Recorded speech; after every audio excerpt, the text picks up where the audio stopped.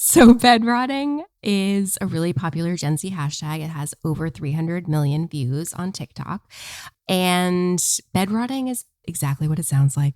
Staying in bed all day. We have these burnt out Gen Z. They're tired at work. They're tired of socializing. It's almost like they get fatigue from being out when they do actually have to be out.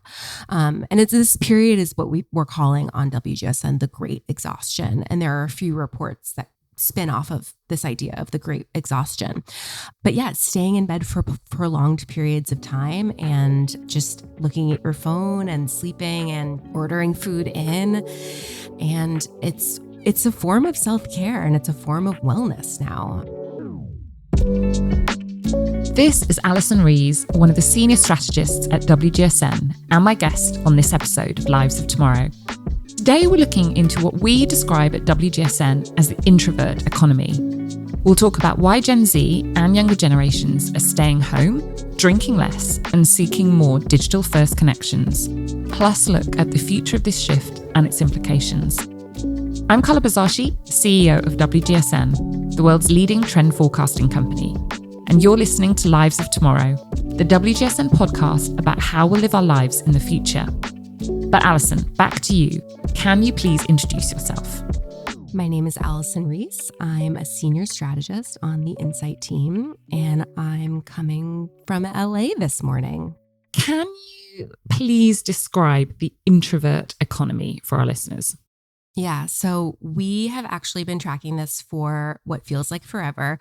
I am a huge WGSN dork because I've worked here for so long. So I went back and I wanted to actually see when we first started talking about this. We weren't using the term introvert economy. We used homebody lifestyle. We used home hub. We actually started talking about it in February 2019. So a year before the lockdowns even was when we first started tracking it. But everything that's been going on has really pushed us to create a new report. And the introvert economy is now really mainstream, particularly with Gen Z. Gen Z is just staying home more for a myriad of reasons, which we will talk about. And the introvert economy touches on every aspect of life. It touches on digital futures. It touches on mental health. It touches on cost of living. So it's very much the future for a large cohort of Gen Z.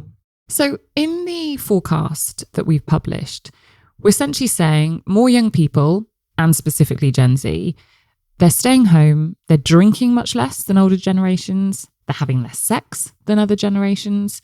What are some of the key reasons for this happening? So you've touched on, the pandemic maybe accelerated some of this behavior, you mentioned the digital economy, but what are the macro trends which are feeding into this manifestation of behavior? I found when I was researching this report, it was basically three things. First one is mental health and social anxiety. So around the world, social anxiety disorder is becoming much more prevalent. About 40% of adults over the age of 18 to 29, say that they have social anxiety. The World Mental Health Survey Initiative found that high-income countries tend to have more social anxiety. Where does this come from? We aren't 100% sure. We're still sort of figuring that out. But data shows that social anxiety grew during the pandemic, perhaps because, young people weren't getting out and they didn't have that exposure that they normally got. Yeah, we always think of the younger generation as like hedonistic. And some of today's youth are, they're drinking less, they're having less sex. Many are even celibate right now. But what's interesting is that the pandemic interrupted these key years for gaining social and sexual experience. Like if you were, a 16-year-old, 17, 18-year-old during the pandemic, those would have been years where you would go out with friends or go to parties or dances or that type of thing. And you just didn't have that. And so now there's this ingrained, even though many people of that generation experience this, there's this ingrained self-consciousness about your sexual experience, but also just who you are and the way you move about the world.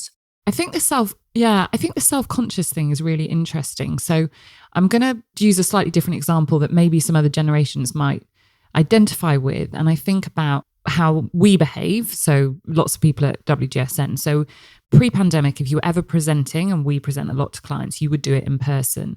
And everyone got very used to doing it on your computer. And to begin with, that was a bit weird. And then you got really used to it. And you have all these crutches around you in that instance, because you can probably look better because you've got great filter and you've got your notes right in front of you and you're comfortable and it's quiet. And people got so used to that. Then being asked to go back and do it in person felt quite nerve-wracking, and people felt more self-conscious. So everyone has had to push themselves to do that. And then when you do it, you remember actually it's much better, and getting that feedback from the people that you're in a room with is really good. When I think to younger people, if you think about it in less a work environment and more in a just talking to people, it's probably just much easier when you're at home and when you get used to that, the thought of doing it in person. And especially when it comes to like properly physical interaction. So if we're talking about sex, that is going to be more difficult. So I think everyone can probably identify with where this has come from. It just manifests in different ways at different generations because of what you would be going through. Absolutely. Absolutely. And as adults, work is just one aspect of our lives. So if you're using your example, it's like, it's very important, but like, it's not everything, right? If you flub a line in a presentation, it's not the end of the world typically. But for young people, this is their whole world. Their social group is their whole world. So if they mess up in some way, or they have like a social gaffe, like that is everything to them. And it can feel like their entire world is crashing down. This is a choice that lots are making. There is an attractiveness to it. So where is that coming? Is it because they haven't experienced all of that, or they've looked at their ridiculous parents and thought that is not the way that I want to live my life? I know more. I'm more knowledgeable about health and wellness and those kind of things. How much does that feed in? A lot. And I think that has to do with one of the other aspects of why this has become so prevalent. And that's the fact that we've kind of perfected home life. Like the pandemic has made it so that staying home is pretty great now. During the pandemic, we invested so much money into our homes. I was doing some research yesterday. I mean, bedroom sales, like stuff for the bedroom, up 36% during the pandemic. Living room, 35%. Kitchen, 23%. People bought a coffee maker. Maybe they became like really good at mixing drinks or making food. So we've adapted to staying home in this way where like, it's kind of no big deal to stay home anymore. They're making it, and brands understand that, and they're making it easier and more fun to stay home. So some of the brands that we talked about in the report revolve around like entertaining and being a good entertainer, and kind of teaching Gen Z how to entertain at home, how to throw a dinner party. There's like these dinner party planning apps. The one that we talk about is called Host. And it's a service that curates like an entire dinner party for you, down to, the menu, the tablescapes, down to the Spotify playlist. And actually, searches for dinner parties increased 148% year on year on Evite last year. So like there's a huge demand right now among young people to like host at home. Do we think this is a moment, or is this a shift that's here to stay? I think that this is a shift that's here to stay for a cohort of people. This is, there's alternate futures, and we always talk about that on WGSN. And there's a millennial parent push right now with younger kids, with alphas, towards like more phone free, but Gen Z is as a consumer is quite developed already. Like they know what they like, they know what they want. We've got to remember they're in their 20s. These are not the babies. These are not even really the teens. I mean, there's a few you do catch the teen here, but these are people in these 20s. These are people having children themselves in some instances, although they're doing that in fewer numbers as well as everything else that they're cutting back on. But, they are adults. They are. And the pandemic really shaped them socially. And so do I think that this is going to be for everyone? No, but I do think that for certain Gen Z, they are just more comfortable being at home. And there's a huge white space opportunity for brands to interact with them there. Obviously, like there's a huge loneliness pandemic happening right now. So we do want to be like pushing young people to be out and be social, but we also need to get them where they are. And if for them, what's important is to strengthen relationships digitally or be in these online communities to find friends and have relationships, and they're more confident online, then that's where brands need to be capturing them. And there's a lot of brands already doing this in really cool ways. I'm sure you've heard of Book Talk, which has become huge on TikTok, and that's a direct result of the introvert economy and like the increase in people on Goodreads. Again, this is all aligned with that. So yeah, we see a lot of book clubs emerging, but we're also seeing brands lean into people staying home. Like Netflix just launched this service where you can kind of stream things all together. They did something similar in the pandemic, but it was never really like perfectly dialed in. But now it's like we all watch this together. And I think personally for tentpole events like the Super Bowl or the Oscars, or almost things where people are already like live tweeting these types of things, or like live Instagramming or threading or what have you, these types of shared digital experiences where we're all watching all together, maybe it's like a movie or something, that could be really impactful for brands. So yeah, I mean, that's the type of thing that we're seeing. And I think it's really cool. We're also seeing sort of gaming IP develop as well. So Netflix is creating games around their properties. They're making like an Emily in Paris game or Stranger Things game. And that's, again, just people can unite in these games and gather in these games and create relationships again, it might not be what you or I necessarily wants to do, but for young people, like that's where they feel comfortable and that's where they're socializing. Now, in the forecast, and this is a little bit of a sneak preview because we will publish our top trends for 2025 in 2025 or just before, and we spend a huge amount of time crunching lots of data, research across the globe to decide the really, really pivotal ones. And one of them for 2025 will be bed rotting. So I know what bed rotting is. And if you spend a lot of time on TikTok, you may well know, but there are lots of people who don't. So would you like to describe bed rotting? Because bed rotting is a great example of the introvert economy. I would love to. So bed rotting is a really popular Gen Z hashtag. It has over 300 million views on TikTok. And bed rotting is exactly what it sounds like, staying in bed all day. We have these burnt out Gen Z. They're tired at work. They're tired of socializing. It's almost like they get fatigue from being out when they do actually have to be out. And this period is what we're calling on WGSN the Great Exhaustion. And there are a few reports that spin off of this idea of the great exhaustion.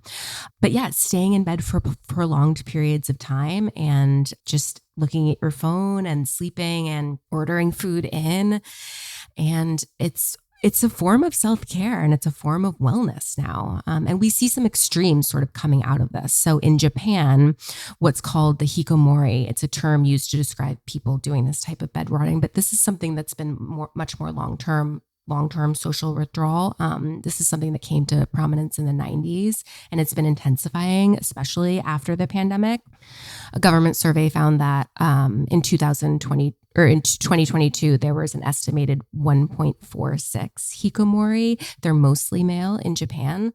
So like this is an area where this is not good. You know, obviously when we think about bed rotting and it's a form of self-care, it's like, okay, great, you needed this, but it can go to the extreme as well.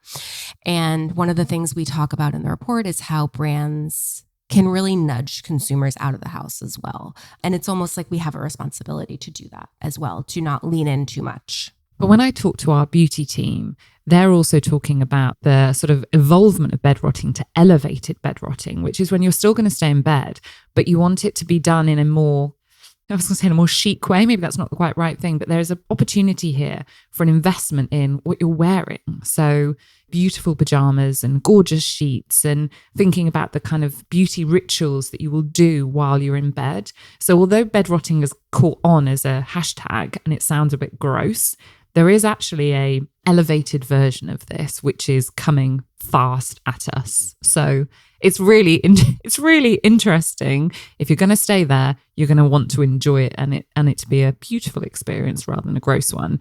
But to your point, there's the opportunity for brands to also say, get out of bed and come and do something And that will also be an investment in yourself. Okay, let's talk about you for a little bit. Now, this isn't your first appearance on this podcast, but we have changed up the getting to know you questions. They're different to last time. So, who do you look up to and why? My sister, my big sister, her name is Eleanor. She's like my best friend. And she's also a mom of two. She works full time. And she's just like someone who gets it done all the time. She fits so much into her day. Looking at women who are seemingly getting it all done and still making space for themselves to like go exercise or see a girlfriend or read a book, that's very inspiring to me. Okay. When did you last give up on something? So my mother's German. She's born in Germany, and I grew up speaking a little bit of German and was pretty good at speaking German in my childhood. And I have since really lost it. So here's a question sort of off that. What do you rarely share about yourself? Well, it's funny. So my mother is from Germany and my dad is from England, actually. So I'm a first generation American. And I think people don't really I think people are pretty shocked to hear that because I'm very American. Yes. Okay, well, I didn't know that and I now know that about you. So that's cool. Which main trend do you see right now that is changing our lives? This potential of like phone-free futures for children. I have a 5-year-old and a 10-month-old, and we're just now getting into that stage with my 5-year-old where like he wants to look at my phone for whatever reason. Just he doesn't know that there's I don't have any games, but like that there's potentially games there. He just sees it as something that has like pictures, or that we FaceTime with my family across the country. And he's just started kindergarten as well, so he's around other elementary school students. And my husband and I would really like to not have him have a phone for as long as possible, to keep him off social media for as long as possible. But you see the influence from other kids. I think what's so interesting now is like this collective action among parents that want to ban phones at school and really like decide as a collective, okay, we're not going to do this until they're in high school or whatever age we agree on. But that is the thing that is shaping the way that I view the next few years of my life. One more on you. When are you satisfied with yourself? I'm like so proud of myself when I get dinner on the table every day. And it's funny because growing up, my mom would sort of say that, like after when we would all sit down, and I was really lucky to grow up in a household where we basically sat down for dinner as a family most nights of the week. And when I'm able to do that now, it does feel like I've like climbed Everest. Brilliant. Okay, let's get back into the topic at hand. So do you think that, I mean, we're obviously in the age of digital consumerism, that goes without saying anything. Therefore, that creates digital first behaviors, and that does mean people are engaging with their screens rather than the in real life interactions. Do you think that trend will keep going in that way so that coming generations are going to behave the same? We've sort of touched on this a little bit in terms of the alphas and their parents maybe taking screens away. But do you think that alphas are going to come in and behave in the same way because of everything? Or do you think that this is very Gen Z specific because of what they've experienced and because of the economic situation that so many of them are in at the moment? I do think it is Gen Z specific. I think that they have been so shaped by the pandemic, and that time was so lost for them. And it was such a pivotal moment in their lives, and it was lost for them. And that combined with the fact that they were kind of chronically online from such an early age, that it was so ingrained into their, like for so many Gen Z, like that is socializing. That is their social set. That's their social outlet. It's not going to the mall. It's not going to the movies. It's being on their phone. And we can't predict what will happen with alphas, but we're already seeing like this. We know now what phones and what social media has done to Gen Z. And it's kind of like, as Oprah always says, when you know better, you do better. Yeah. And so obviously there's pushback. There's a lot of people pushing back and saying like, well, maybe it's not the phones or maybe it's us. But a lot of the data says that it is. And so as a parent, and I think many parents believe this, that it's like, we have a duty to our children to kind of break that cycle that we've created. And so for that reason, I do think that this is a more Gen Z specific trend. If I look at my stepsons who are younger, the pandemic years for them in their mind are quite a small time, and they associate in a very positive way because they didn't have to go to school, but they were sort of young enough that they were out on their bikes and so for them, because it wasn't at that pivotal time, to your point, when you might have been going and drinking for the first time, or you might have been having boyfriend, girlfriends at that time, or maybe you were at college, which is a time when you create new relationships. They were younger than that, so it didn't affect them in the same way. And they are very sociable. They are on their phones a lot, I will say, but they do still crave that social interaction. They want to hang out with their mates. And I think you look that slightly older, and as you're saying, there is a difference there. There's definitely a difference. I'm very curious at the moment. We've done quite a few podcasts recently with people based in Asia, Middle East, and there are definitely some nuances to lots of the topics we've spoken about. I was speaking to someone this week who's based in Dubai, and they were talking about a lot of the Middle East being quite closeted from what happened during the pandemic. A lot of money still flowing. Do you think in those regions, or has your research looked whether this, the introvert economy is relevant there in the way that it's relevant in Europe and North America? We've seen this happening everywhere in Middle Eastern countries, in Asia. While it might not be as prevalent, I still think that it's happening all over the world. And I would say even in lower income countries as well. Like, all of these kids have phones. Like, they might not have a lot of other things, but they have phones. They have phones. Right. I'm kind of right at the end now. Are you more anxious or hopeful about the future of these introverts? I'm anxious because the internet is a cesspool and because I have a unique experience so I'll be 40 next month. I got a phone when I was 17 years old when I got my driver's license. I didn't get social media until I was 22. So I remember this time of my life where you had this freedom to go about your day and do whatever you want, without people really knowing where you are and without being connected. And I think the constant feedback, I know, and data shows that this constant feedback loop of social media and the internet is really detrimental to young people. And that really does make me anxious. The idea of young people sitting at home all day, not getting these life experiences, whether that's going to the movies, that can be anything from going to the movies or the mall and buying a t-shirt at the mall, but also having a first kiss and having sex and having these really vital life experiences and rites of passage as young people. That makes me really anxious as a parent, but also just as a human being. Thank you to Allyson Rees, Senior Strategist for WGSN Insight. Next week, WGSN's Create Tomorrow podcast is back with another episode where we take a deep dive into the New York catwalks with WGSN Senior Editor, Kim Cupido. I'm Carla Buzasi, CEO of WGSN, and I'll see you next time.